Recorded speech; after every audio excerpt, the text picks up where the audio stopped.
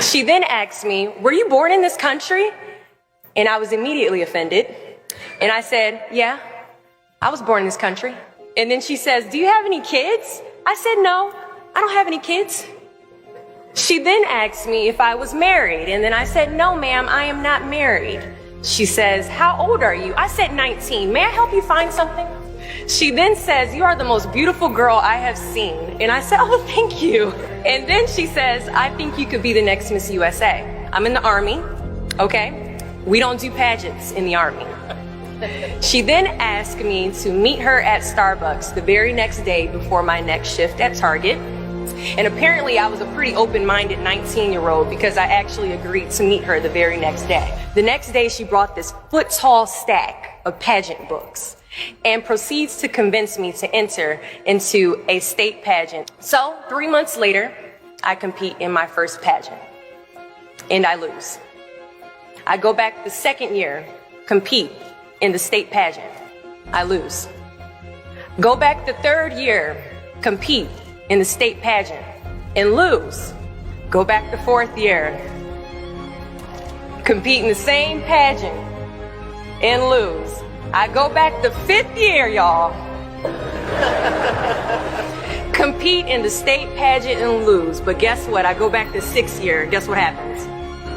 I lose.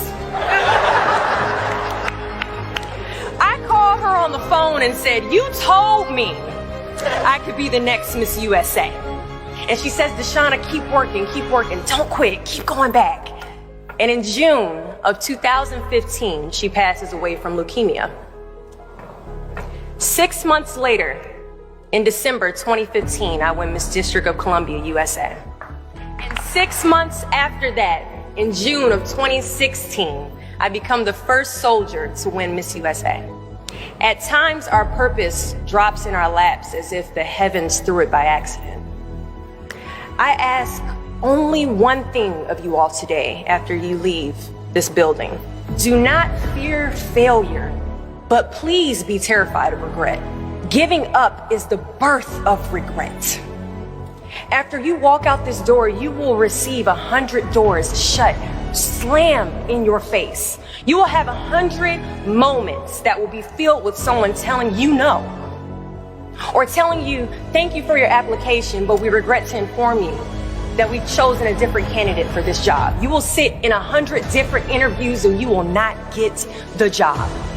The reality of life is that we will all hear more no's than we hear yeses. And we will fail a lot, and I mean a whole lot. But what I ask of you today is to not take no for an answer.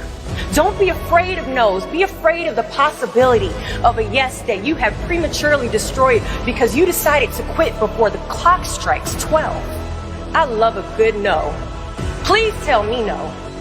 Telling me no is like adding fuel to a fire that is now set ablaze because of your single no.